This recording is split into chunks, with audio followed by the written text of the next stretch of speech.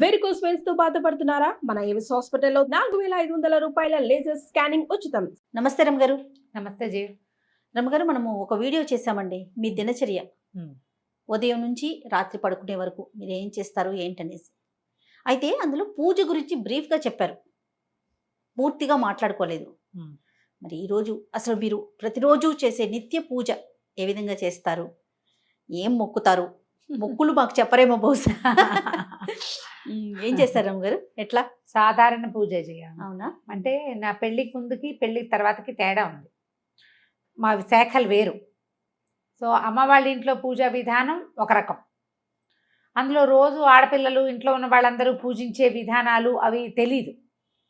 మా అమ్మ దేవతార్చన చేసేటప్పుడు ఏవో స్తోత్రాలు వరుసగా ఆవిడ చదువుకుంటుండేవారు. అవి విని విని విని నాకు దేవతార్చన విధానం అలవాటైంది, బాగా వచ్చింది. కాకపోతే అది దానికి ప్రత్యేకంగా మడిగట్టుకోవాలి, మా పెరమాళ్ళని అందరూ ముట్టుకోరు. మా ఇంట్లో విధానం అది. ఈ అత్తవారింట్లో పూజా విధానం వేరు. అమ్మ వాళ్ళది నిలుబొట్టు, అత్తగారి వాళ్ళది అడ్డబొట్టు. ఓకే. ఈ బొట్టు తేడాతోటి పూజా విధానాల తేడాలు ఉంటాయి. తులసి పూజ అవి మా ఇంట్లో అలవాట్లేదు. మరి మా వాళ్ళల్లో ఎవరైనా చేస్తారేమో. తులసితోటి స్వామిని పూజిస్తాం, కానీ తులసికి పూజ తెలియదు అనమాట. నోములు వ్రతాలు అవి ఉండవు మాకు. పుట్టింట్లో లేవన్నమాట, నోములు ఉండవు. ఈ మన పౌర్ణమి నోములని, వరలక్ష్మి వ్రతము, తర్వాత మంగళగౌరి వ్రతాలు అవి ఏం చెయ్యం మేము. ఓకే. అక్కడ ఉండవు. వాళ్ళకి ఆ సిద్ధాంతం కాదనమాట, వాళ్ళ సిద్ధాంతం వేరుగా ఉంటుంది. అయితే తర్వాత కొంచెం కాస్త పెద్దవాళ్ళం అయ్యాక వినాయక చవితి ఒకటి బాగా చేసుకుంటూ ఉండేవాళ్ళం. తర్వాత వరలక్ష్మి వ్రతం పూజ చేసుకోవటం, లక్ష్మీ పూజే కదా, ఆడపిల్లలకు మంచిదని మా రంగపిన్నో మా ఆండక్కో ఎవరో వాళ్ళిద్దరిలో వాళ్ళు ప్రవేశపెట్టారు. వరలక్ష్మి వ్రతం అప్పుడు మా అమ్మ పూజ, మాకు మా దేవతార్చన అయిపోతే విడిగా మేము ఒక పీట పెట్టుకుని బంగారపు వస్తువు ఏదైనా పెట్టుకుని వరలక్ష్మి వ్రత విధానం పుస్తకం చదువుకుని పూజ చేసుకునేవాళ్ళం. అదే మాకు తెలుసు, అంతకంటే తెలియదు. అత్తవారింటికి వచ్చాక వీళ్ళ పూజా విధానం అవి కొంచెం వేరుగా ఉంటాయి. వీళ్ళకి నోములు అవి ఉన్నాయి. మూగిదానికైనా 3 నోములు 3 వేలు చూపించేవారు మా అమ్మగారు. ఓకే. మా వారి నాయనమ్మ, అత్తగారు లేరు కదా, సో మా వారి నాయనమ్మ ఉండేవారు, మా అమ్మగారు ఉండేవారు. 3 నోములు అని మన వరలక్ష్మి వ్రతం చేయించారు. మంగళగౌరి నోములు పట్టించారు, 5 సంవత్సరాలు చేయవలసింది. తర్వాత ఏమో పువ్వు తాంబూలం పండు తాంబూలం నోము ఒకటి నోయించారు. తర్వాత 16 ఫలాల నోము అదొకటి పట్టించారు అనమాట. వరలక్ష్మి వ్రతం ఏటా చేసుకునేది. క్రమంగా ఇది నేను నేర్చుకున్నా. అయితే ఈ మామగారు అప్పుడప్పుడు ఉంటుండేవారు కానీ రెగ్యులర్గా ఎప్పుడు నాతోటే లేరు, ఎప్పుడైనా వచ్చేవారు. ఆవిడ పూజా విధానాన్ని నాకు నేర్పించేసే ప్రయత్నం చేయలే. నేను చదువుకున్న పిల్లని, సంస్కృతం వచ్చు, పెద్దింట్లో నుంచి వచ్చాను కాబట్టి కొంత ఏదో చేసుకుంటుందిలే అన్నట్టుగా దీపం పెట్టుకోవటం ఒకటే పూజా విధానంగా ఉండేది నాకు తెలుసు అప్పట్లో పెళ్ళైన కొత్తల్లో. ఆయన మావారు సంధ్యావందనం చేసుకోవటము, ఆయన జపం చేసుకోవటం చిన్నతనంలో వాళ్ళకి ఉపనయనాలు చేసేసారు 7-8 ఇయర్స్కే. అప్పటి నుంచి ఆయన వాళ్ళకి బాగా అలవాటు. మా మరుదులు కూడా చాలా బుద్ధిమంతులు ఆ విషయంలో. పొద్దున్నే లేచేసి సంధ్యావందనం చేసుకోవటము, సొంతంగా జపం చేసుకోవటము అది ఉండేది. ఓకే. ఈ పూజ ఏముంది, నేను దీపం పెట్టుకోవటం, 4 పువ్వులు పెట్టడం, ఏదైనా పళ్ళు నైవేద్యం పెట్టడమే చేసేదాన్ని. దీపం కూడా ఆయన ఒకసారి పెట్టేసేవారు, నేను మళ్ళీ అందులో కొంచెం నూనె వేసేదాన్ని, అలాగే చేసేదాన్ని. ఒక 3-4 సంవత్సరాల పాటు వరలక్ష్మి వ్రతం, మంగళగౌరి నోములు, ఏదైనా సత్యనారాయణ వ్రతం చేసుకుంటే అది తప్ప మొదటి 4 సంవత్సరాల పాటు నేను ఏమీ పెద్దగా శ్రద్ధగా చేసింది అయితే లేదు. ఇవన్నీ నిజాలే, ఇందులో దాచేందుకు ఏం లేదు. అయితే 4 ఏళ్ళు మా పెద్ద అబ్బాయికి ఒక ఏడాది ఇంచుమించుగా 1.5 వయసు ఉండగా మా వారికి కొంత పరిచయస్తులు, బహుశా బాబాయ్ గారి ఫ్రెండ్స్, వీరి మావయ్యకి ఫ్రెండ్స్ అనమాట. ఫ్రెండ్ ఒక ఆయన మోహన్ రావు గారు, వారి పేరు తలుచుకుంటేనే చాలా సంతోషంగా ఉంటుంది. ఆయన నాకు చెప్పారు, అమ్మ లలితా సహస్రం చదువుకోండి మీరు. నా పెళ్లి నాటికి నాకు లలితా సహస్రం రాదు. ఇంచుమించు నాకు ఒక 30 సంవత్సరాలు వస్తూ ఉండగాను, ఇంకా రాలేదు, 30 రాకముందే నేర్చుకున్నాను అనుకో. మా పెద్దక్కయ్య లలిత కామ్యం, అందరూ చదవకూడదు అనేది. మా ఇళ్లలో అసలు లలితా శాస్త్రం చదివే పద్ధతే లేదు. అయితే ఒకసారి చెప్పడానికి మొదలుపెట్టింది. మేము ఒక 20-15 శ్లోకాలు నేర్చుకున్నాం. మా అక్కయ్య నోటికి చెప్పేది, అక్కయ్య చదువుకోవటమే. అయితే అక్కయ్యకి చెప్పడం వచ్చు. నేను ఎట్లా చెప్తున్నా అట్లా మా పెద్దక్కయ్య చెప్పేది. నేను, మా చుందు, మా ఆఖరక్కయ్య, మా పెద్దక్కయ్య గారు అమ్మాయి, అట్లా మేము ముగ్గురు. మాకు తొందరగా వస్తాయి, సంస్కృతం ఒకటి ఉంది కదా. ఒక 18 శ్లోకాలు ఏమో 20 శ్లోకాలు చెప్పుకుని ఉంటాం అంతే, అంతకంటే చెప్పుకోలే. ఆయన లలితా శాస్త్రం చెయ్యండి అని చెప్తే ఇక అప్పుడు రోజు చదవటం నేర్చుకోవడం కోసం నేనే సొంతంగా చదువుకున్నా. అందరికంటే నాకు ప్లస్ ఏంటంటే నాకు సంస్కృతం రావటం. వాచా దోషాలు లేకుండా చదవటం వచ్చు. ఆ, ఒక పదాన్ని అక్కడ ప్రింట్లో తప్పు ఉంటే ఈ అక్షరం ఇట్లా ఉండకూడదు, ఇది కాదు అయి ఉంటుంది, పదం ఇది కాదు అని నేను సరి చేసుకోగలను. నాకు డౌట్ వస్తే మా ఐదొకే వసంత, తను పిహెచ్డి సంస్కృతంలో, తనకు ఫోన్ చేసి వసు ఏమిటో ఇక్కడ ఇలా ఉంది, ఈ పదం కరెక్ట్ అంటావా అని అడిగితే మా అక్కయ్య అయినా కరెక్ట్ చేసేది. 4-5 పదాలు మా అక్కయ్య కరెక్ట్ చేసింది, మిగిలినవన్నీ నేనే కరెక్ట్ చేసుకుంది. అట్లా లలితా సహస్రం చదవటం అలవాటైంది. రోజు అప్పుడు చదువుకునేవారు రోజు చదివేదాన్ని. ఇప్పుడు కూడా చదువుతా కానీ అంత అప్పుడు నేర్చుకోవడం కోసం ప్రతిరోజు పెద్ద స్వరంతో, పెద్ద గొంతుగా తన వాయిస్ పెద్దది. ఆ తర్వాత నన్ను ఖడ్గమాల వైపుకి తిరిగింది మనసు. లలిత, ఖడ్గమాల, ఈ 2 దేవి ఖడ్గమాల కూడా అవి చాలా అట్రాక్ట్ చేస్తాయి అన్నమాట. తర్వాత అంటే మా పెళ్ళైన ఒక 10-11 సంవత్సరాలకి మా మామగారు చేసేవారు రెగ్యులర్గా దసరా ఉత్సవాలు 10 రోజులు ఉత్సవాలు చేయటం మా ఇంట్లో అలవాటు ఉంది. మా వారికి ఏదో ఒక ఉత్సాహం వచ్చింది, తను చేద్దాం అనుకున్నారు. అప్పటి నుంచి మొదలుపెట్టి ఇప్పటిదాకా దసరాలు చేస్తూనే ఉన్నాం మేము. దసరా ఉత్సవాల కోసం ప్రత్యేకంగా కలశం పెట్టుకోవటము మా ఇంట్లో ఉంది. నవరాత్రులు చేస్తారు. నవరాత్రులు చేస్తాం. 10 రోజులు పగలు ఉపవాసం, రాత్రి భోజనం, 2 పూట్ల లలిత ఖడ్గమాల ఇవి చదువుకోవటం. నాకు అప్పటి నుంచి త్రిశతి చదవటం అలవాటైంది. ఓహో. లలిత సహస్రము ఖడ్గమాల కంటే కూడా త్రిశతి విపరీతంగా ఆకర్షించింది నన్ను. అది చదువుతూ ఉంటే ఎలా వస్తుందంటే ఒక పూనకం వచ్చినట్టు ఉంటుంది అనమాట. అసలు అమ్మవారి యొక్క ఆవిడ యొక్క శక్తి ఒక్కొక్క పదంలో తెలుస్తూ ఉంటుంది. అర్థం అవ్వటం ఎంత ప్లస్ అంటే, నేను భగవంతుడికి కొన్ని లక్షల సార్లు నమస్కారం చేసుకున్నా. నన్ను ఒక సంప్రదాయ సంస్కృత పండితుల ఇంట్లో పుట్టించి ఈ పదాలకి అర్థం తెలుసుకోగలిగే మాత్రపు ప్రజ్ఞని నాకు పెట్టినందుకు నా పూర్వజన్మ కర్మ ఫలితం వల్ల, భగవంతుడి అపార కృపాకటాక్షాల వల్లే అది కుదిరింది.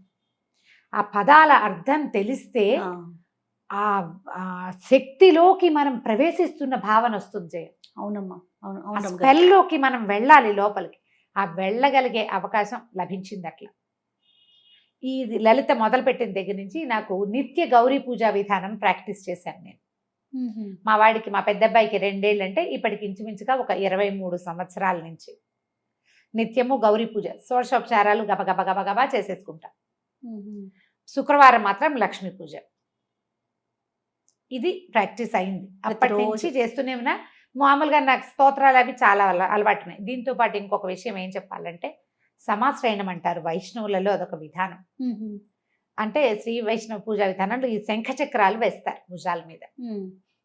ఎవరికైనా శ్రీ వైష్ణవం ఇవ్వచ్చు అలాంటివి వినుంటారు కదా. అవునమ్మా. నాకు కూడా సమాశ్రయణం అయింది. నా పెళ్లికి ముందే చేశారు. అప్పుడు స్వామివారు ఒక అవకాశం ఇలా చెయ్యండి అని చెప్తే, మా అమ్మ మా ఇంట్లో ఎవరిదో సమాశ్రయణాలు జరుగుతున్నప్పుడు, నాకు వివాహానికి ముందే జరిగింది. సాధారణంగా వివాహం అయ్యాక చేస్తారు. మరి భగవంతుడు నాకు ఆయన నా మీద చూపించిన అపార కృపాకటాక్షాల్లో అది కూడా ఒకటి. అది అవ్వటం వల్ల నేను ఇంకా వేరే ఏ మంత్రోపదేశము తీసుకోలేదు. అష్టాక్షరి ఉపదేశం నాకు వివాహాత్ పూర్వమే ఉంది. నేను శాఖ మారిన నారాయణమూర్తి నాతోటే ఉన్నాడు. ఆయన నన్ను వదిలిపెట్టలే.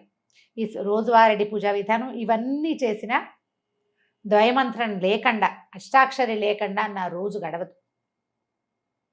దానికి గురు పరంపర చెప్పుకోవటము, గురు పరంపర చెప్పటం, రూపం ధరించడం, బొట్టు పెట్టుకోవటం, అవి చేయటల్లా వీరు విధానం వేరు కదా. దాని మీద తగాదాలు వాటికి వెళ్ళడం. నారాయణుడు నాతోటి ఉన్నాడు, బొట్టులో ఉండక్కర్లేదని భావించాను నేను. ఇది ఇప్పుడు ఎవరికైనా సమాధానం చెప్పాల్సిన అవసరం కూడా లేదు కదా. మీకు నా సొంత విషయం కదా, నా సొంత విషయం. మా అమ్మ వాళ్ళు పెద్దగా అభ్యంతర పెట్టలేదు. నేను నా అష్టాక్షరి తీసుకున్నా, మా వారికి నేను చేసుకునేది అది నాదే, నేను ఎవరికి చెప్పక్కర్లేదు. ఇప్పుడు ముఖతహా చెప్తున్నాను కానీ తెలుసు వాళ్ళకు కూడా. నేను అష్టాక్షరి చేసుకుంటా తప్పకుండా. ఒక 108 ఖచ్చితంగా మాలతోటి జపం చేసుకున్నాక అప్పుడు వేరే పని చేసుకుంటాను. ఎంత పరిగెడుతున్నా ఇవి 2 మాత్రం ఇది తప్ప. ఆ స్నానం చేసి నేనేం చేస్తాను, నేను చదువుకునే స్తోత్రాలు నాకేంటంటే మా ఇంట్లో అలవాటు ఉన్నవి కొన్ని ఉన్నాయి రెగ్యులర్గా చేసేవి. పంచాయుధ స్తోత్రము, తర్వాత ఏమో వెంకటేశ్వర సుప్రభాతము, ప్రపత్తి స్తోత్రము. సుప్రభాతాలు రోజు చదవను, శనివారం మాత్రమే సుప్రభాతం చదువుతా. ప్రపత్తి స్తోత్రాలు రోజువారి గడగడ వెళ్ళిపోతాయి. అవి అలవాటు అయిపోయింది చిన్నప్పటి నుంచి. ముందు నుంచి వచ్చు అవి నాకేంటంటే ఇప్పుడు రావట్లేదు జయ. ఇదివరకు ఎవరైనా 4-5 రోజులు వరుసగా చదివితే తర్వాత నాకు వచ్చేసేవి. మా అమ్మగారు చదివే రామరక్ష స్తోత్రం అవన్నీ మా అమ్మ చదువుకునేది. ఇవన్నీ రావటంతో స్నానం చేసి నేను దేవుడి దగ్గరికి వెళ్ళే లోపల కుదిరితే ఉచ్చేశ్రవంతో పెద్ద సౌండ్, లేకపోతే నోట్లో అయినా వరుసగా గణేష పంచరత్నాలు, తర్వాత ఏమో సుబ్రహ్మణ్యాష్టకము, తర్వాత ఏమో వెంకటేశ్వర కరావలంబము, ఈ 3 లైన్. ఈ 3 చదివాక పంచాయుధ స్తోత్రం. పంచాయతీ స్తోత్రం బాగా చిన్నప్పటి నుంచి అలవాటు, పంచాయతీ స్తోత్రం చదువుకోవటం. ఆ తర్వాత స్వామివారిది సుప్రభాతాలు, ఇవి ఈ లైను, ఇవి ఒక 3. వీటితో పాటు రామరక్షా స్తోత్రం బాగా ఇష్టం. రామరక్షా స్తోత్రం, కాలభైరవాష్టకం అప్పుడప్పుడు చదువుతాను. దక్షిణామూర్తి స్తోత్రం చాలా ఇష్టం నాకు.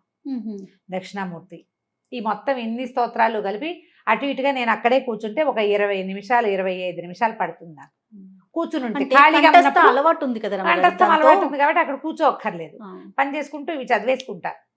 అక్కడి నుంచి దేవుడి దగ్గర కూర్చున్నప్పుడు దీపారాధన చేయటం, పువ్వులు తెచ్చుకోవటం. అంటే బయట నుంచి కొనుక్కొచ్చిన పువ్వులని ఇప్పుడున్న నేను కొత్తగా వెళ్ళే 5-6 సంవత్సరాల క్రితం ఇల్లు తీసుకున్నాం.